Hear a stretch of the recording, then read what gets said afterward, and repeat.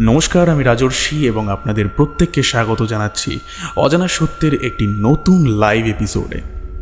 আজকের এই এপিসোডের ইন্ট্রোটা একটু বড় হতে চলেছে, কারণ কিছু কথা আপনাদের সঙ্গে আমি শেয়ার করতে চাই। আর আমি চাই আপনারা প্রত্যেকে একটু মন দিয়ে কথাটা শুনুন।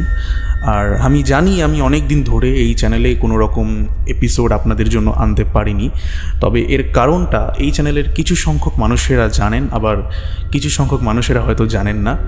তো তাদেরকে বলি, বেসিক্যালি আমি একটা নতুন ইউটিউব চ্যানেল ওপেন করেছিলাম, যেখানে আমি ভূতের ঘটনাই শোনাতাম।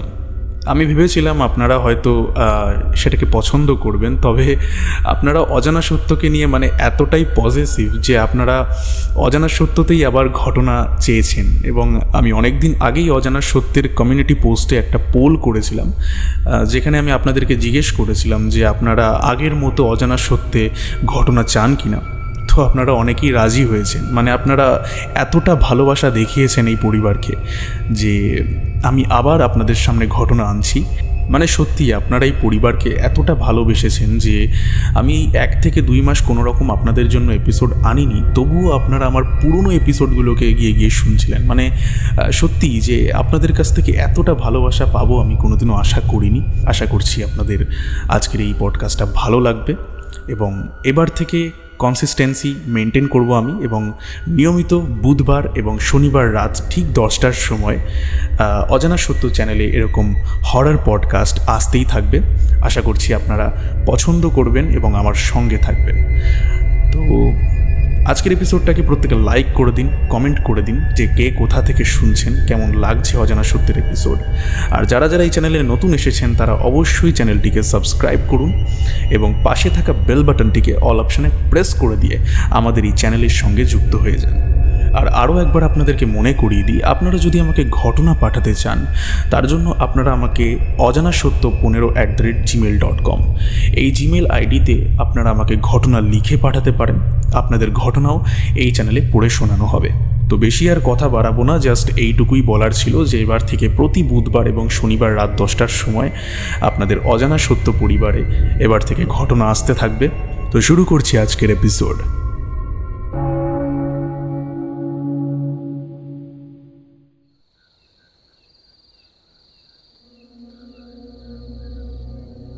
আজকে যিনি ঘটনা লিখে পাঠিয়েছেন তার নাম রাজীব প্রামাণিক। তিনি যেরকম করে লিখেছেন আমি সেরকম করে পড়ে শোনাচ্ছি। নমস্কার দাদা, আমি রাজীব প্রামাণিক, তোমার চ্যানেলের একজন নতুন শ্রোতা। বিগত কয়েকদিন ধরে তোমার বলা ঘটনাগুলো আমি শুনলাম এবং বেশ ভালো লাগলো। আমি ধন্যবাদ জানাই তাদেরকে যারা এই পরিবারের জন্য ঘটনা পাঠিয়েছেন। এরকমভাবেই আপনারা ঘটনা পাঠিয়ে এই পরিবারকে আরও বড় করে তুলুন। দাদা, আজ আমি তোমাকে আমার দিদির জীবনে ঘটে যাওয়া একটা ভয়ঙ্কর ঘটনা শোনাব, যা আমার দিদির সঙ্গে সত্যিই ঘটেছে। আমি তখন অনেকটাই ছোট ছিলাম, তবে এই ঘটনা আমি নিজের চোখে দেখেছি, তাই আমি কোনোদিনও ভুলতে পারবো না। যাই হোক, আর কথা না বাড়িয়ে ঘটনাটাকে শুরু করছি। ঘটনাটা অনেক বছর আগের, সালটা বোধ হয় 1998। আমার পরিবারে ছিল আমার বাবা মা, দিদি এবং আমি।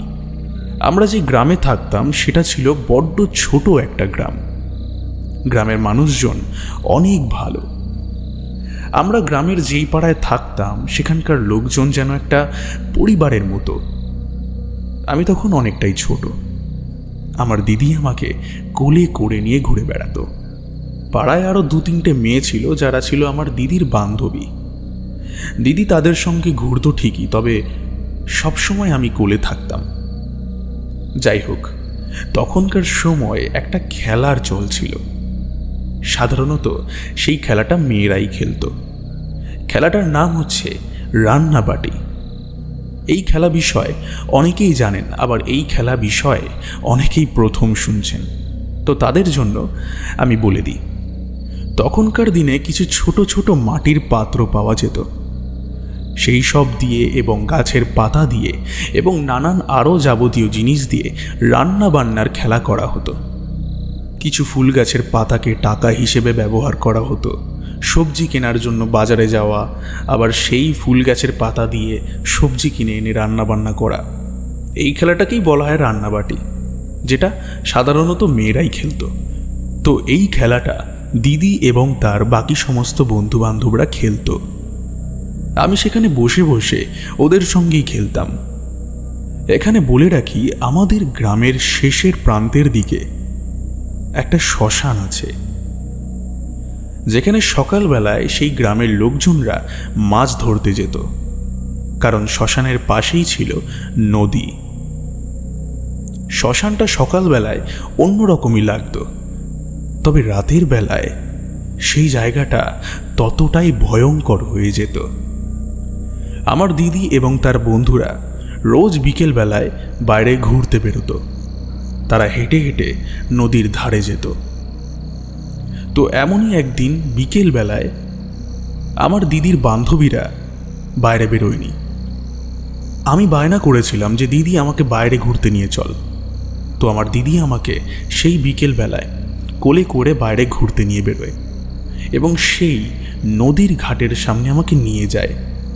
সেইখানে যাওয়ার পর আমরা দুজনে দেখতে পাই সেই নদীর ঘাটের পাড়ের দিকগুলোতে অনেক কলসি এবং অনেক ভাঙা মাটির পাত্র পড়ে রয়েছে।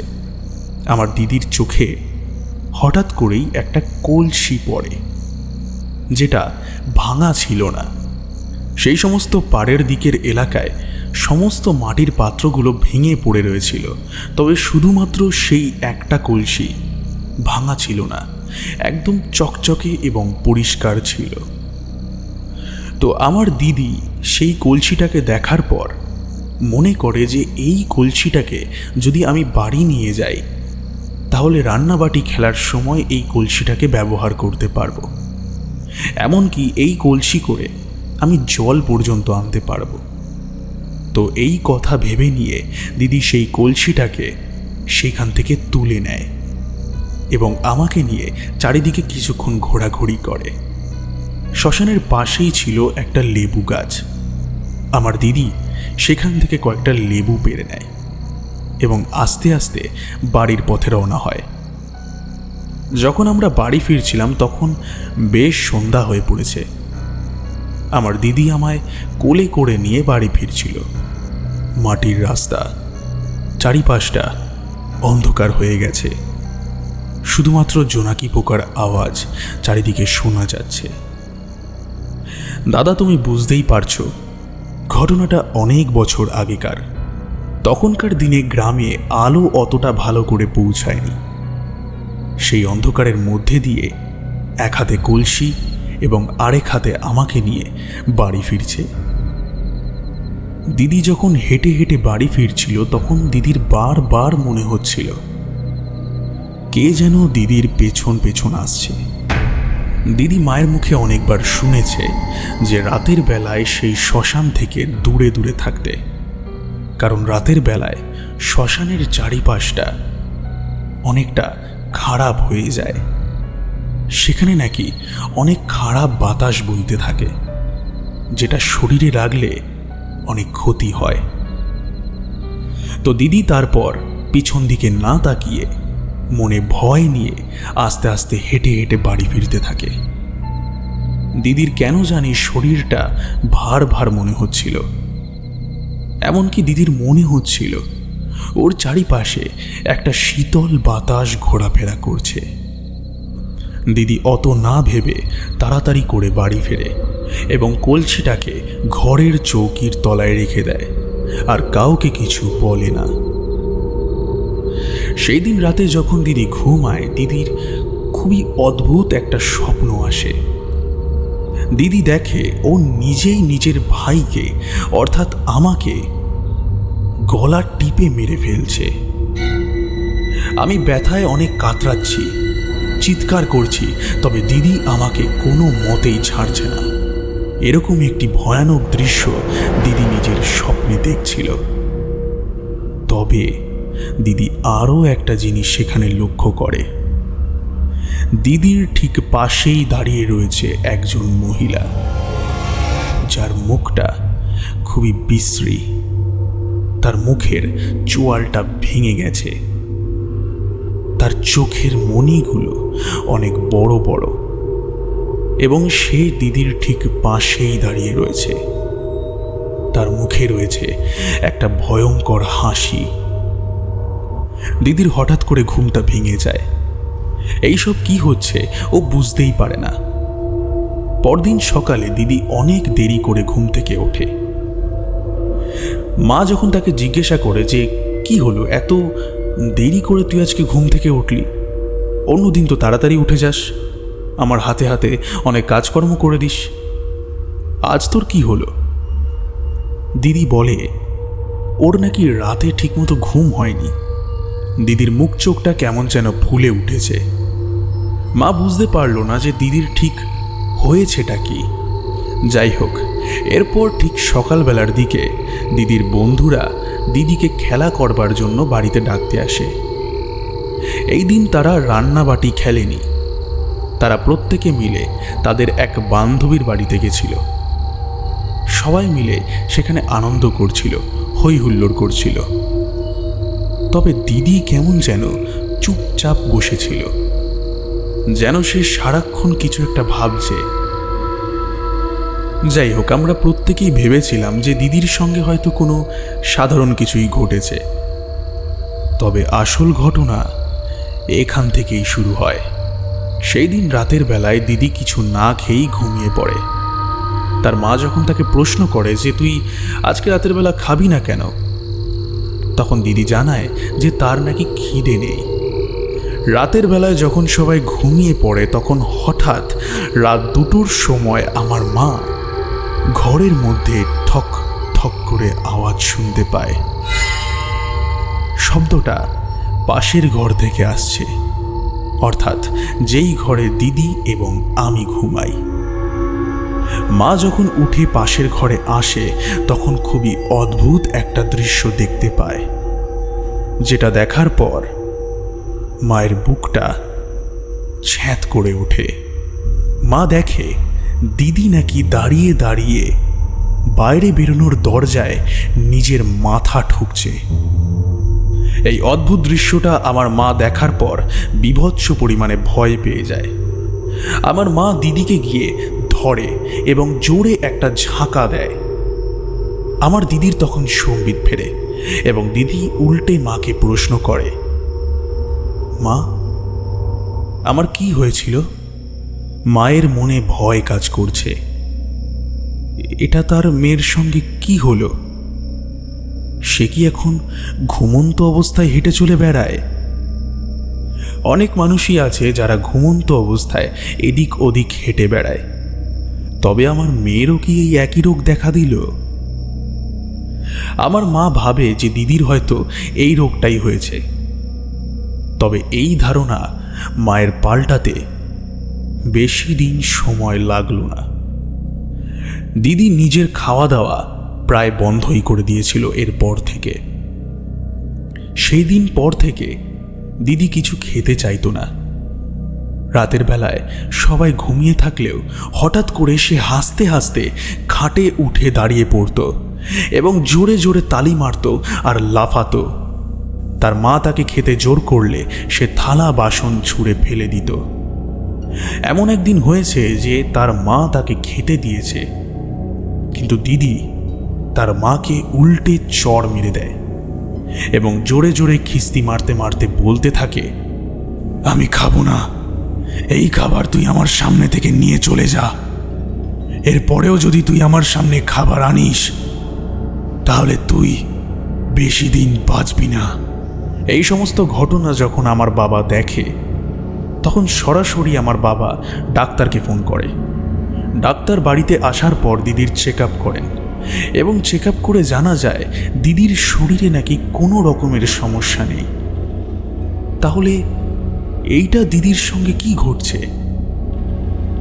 ডাক্তার তবুও কিছু ওষুধ তার নামে লিখে দিয়ে যায় এবং সেই ওষুধগুলোকে দিদিকে খাওয়ানোর কথা বলে। কয়েকদিন সেই ওষুধ দিদিকে খাওয়ানোর চেষ্টা করা হয়, তবে দিদির কোনো পরিবর্তন দেখা যায়নি। এরপর আস্তে আস্তে দিন এগোতে থাকে। দিদির অবস্থা আরও বাজে হয়ে গেছিল। মাঝে মধ্যেই রাতের বেলায় সবাই যখন ঘুমিয়ে পড়তো, দিদি নাকি ঘুম থেকে উঠে দরজা খুলে বাইরে পালিয়ে যেত। বাবা নাকি পেছনে ধাওয়া করত এবং দিদিকে গিয়ে ধরে নিয়ে আসত। দিদির এই অবস্থার খবর পেয়ে তার এক বান্ধবীর ঠাকুমা একটি ওঝাকে ডেকে আনেন। দিদিকে দেখার পর সেই ওঝা বলেন, এই দিদির উপর এক পিশাচ ভর করেছে, যে পিশাচ কোনো সাধারণ পিশাচ নয়। সেই ওঝা এটাও বলেন যে এই পিশাচ নিজে থেকে আসেনি, একে ডেকে আনা হয়েছে। ওঝার মুখে এই কথা শোনার পর প্রত্যেকে অনেক অবাক হয়ে যায়। ওঝা বলেন যে তোমাদের ঘরের চৌকির তলায় একটা মাটির কলসি রাখা রয়েছে, সেইটাকে গিয়ে নিয়ে এসো। আমার মা যথাযথভাবেই সেই কলসিটাকে আমাদের ঘরের চৌকির তলা থেকে নিয়ে আসেন এবং সেই কলসিটাকে দেখে আমার মাও অবাক হয়ে যান। মা ওঝাকে বলেন যে এই কলসি তো আমি এর আগে কখনো দেখিনি, আর এটা আমার কলসিও নয়, তাহলে কোথা থেকে এলো এই কলসিটা? ওঝা তখন বলে যে এই কলসি তোমার মেয়ে শ্মশান ঘাটের নদীর পাড় থেকে তুলে এনেছে। শ্মশান ঘাটে অস্থিটাকে জলে ভাসিয়ে দেওয়ার জন্য কলসি বা অন্যান্য পাত্রের ব্যবহার করা হয় এবং সেই পাত্র ব্যবহার করার পর ছুঁড়ে নদীর পাড়ে ফেলে দেওয়া হয়। তোমার মেয়ে সেখান থেকেই এই কলসিটাকে নিয়ে এসেছে। ওঝা এটাও বলেন, আমাদের গ্রামের ঠিক পাশের গ্রামের একটি বাড়ির মহিলা নিজে আত্মহত্যা করার সঙ্গে সঙ্গে নিজের ছেলেকেও মেরে দিয়েছে। এই কলসিতে সেই ছেলেটিরই লাশের কিছুটা ছাই ছিল। দিদি সেই কলসিটাকে যেহেতু বাড়ি নিয়ে এসেছে, সেই কারণে সেই পিশাচ দিদির পিছু করতে করতে বাড়ি অবধি চলে এসেছে এবং এখন দিদির ওপর ভর করেছে। এই পিশাচ সহজে দিদির শরীর ছাড়বে না। ওঝার মুখে এই ঘটনা শোনার পর আমার মা বাবা ওঝার পায়ে পড়ে যান এবং আর্তনাদ করতে করতে বলতে থাকেন, যে করেই হোক আমার মেয়েটাকে বাঁচিয়ে নেন। আমার মেয়ে জিনিসটা পুরোটাই না বুঝে করেছে, আমার মেয়ে নির্দোষ। এরপর ওঝা আমাদের বাড়ির ভেতরে ঢোকে, যেই ঘরে দিদিকে শুইয়ে রাখা হয়েছিল। ঘরের দরজাটাকে বন্ধ করে দিয়ে দিদিকে নিয়ে তিনি নিজের তন্ত্রক্রিয়া শুরু করেন। যখন তিনি দিদিকে ঝাড়ফুঁক করাচ্ছিলেন, তখন ঘরের ভেতর দিয়ে অনেক মন্ত্রোচ্চারণ, এমনকি অনেক চিৎকার চেঁচামেচির শব্দ শোনা যাচ্ছিল। অনেকক্ষণ বাদে ওঝা ঘরের দরজাটা খোলেন এবং বাইরে এসে বলেন, তোমার মেয়ে এখন সুস্থ আছে, তবে যত দ্রুত সম্ভব হয় ওই কলসিটাকে শ্মশানে গিয়ে রেখে এসো, নইলে এই প্রেত আবার এই মেয়ের শরীরে ভর করবে। যথাযথভাবেই আমার বাবা সেই কলসিটাকে সেই শ্মশানে গিয়ে রেখে আসেন। এরপর ওঝা আমার দিদির গলায় একটি তাবিজ পরিয়ে দেন এবং বলেন যে আজীবন এই তাবিজটাকে ধারণ করতে, কোনোদিনও যেন এই তাবিজটাকে না খোলা হয়। দাদা, এখনো পর্যন্ত এই তাবিজটা আমার দিদির গলায় আছে। এটা ছিল আমার দিদির সঙ্গে ঘটে যাওয়া একটি সত্যি ভৌতিক ঘটনা। জানি না ঘটনাটা আপনারা বিশ্বাস করবেন কি করবেন না, তবে এই ঘটনাটা আমার নিজের চোখে দেখা ঘটনা। আশা করছি ঘটনাটা আপনাদের প্রত্যেকের ভালো লেগেছে। যদি ভালো লেগে থাকে তাহলে অবশ্যই কমেন্ট করে জানাবেন। রাজর্ষিদা, তোমাকে অসংখ্য পরিমাণে ধন্যবাদ আমার ঘটনাটা পড়ার জন্য। তুমি ভালো থেকো এবং এই অজানা সত্য পরিবারকে আরও এগিয়ে নিয়ে চলো।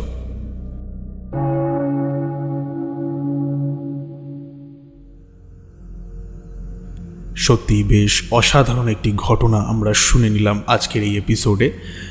আশা করছি এই ঘটনাটা আপনাদের প্রত্যেকের ভালো লেগেছে। ভালো লাগলে আপনারা কিন্তু অবশ্যই কমেন্ট করে জানান, আর যদি খারাপ লেগে থাকে সেটাও আপনারা কমেন্ট করে জানান। এবার ভাবছি আমরা স্পটিফাইতেও অ্যাক্টিভ হব। আমরা স্পটিফাইতেও এবার থেকে পডকাস্টগুলোকে আপলোড করার চেষ্টা করব। আশা করছি আপনারা স্পটিফাইতে আমাকে ফলো করে রেখেছেন। যদি আপনারা আমাকে স্পটিফাইতে এখনও ফলো না করে থাকেন তাহলে ডেসক্রিপশানে আপনারা স্পটিফাইয়ের লিঙ্ক পেয়ে যাবেন। আপনারা স্পটিফাইতে অবশ্যই আমাকে ফলো করবেন এবং 5 স্টার রেট দিতে কিন্তু একদমই ভুলবেন না। তো আজকের এপিসোডটা এখানেই শেষ হচ্ছে। দেখা হবে আবার পরের এপিসোডে। ততক্ষণের জন্য stay happy and stay safe এবং যুক্ত থাকুন আমাদের অজানা সত্যের সঙ্গে, কারণ অজানা সত্য মানেই রহস্যের এক অন্য দুনিয়া।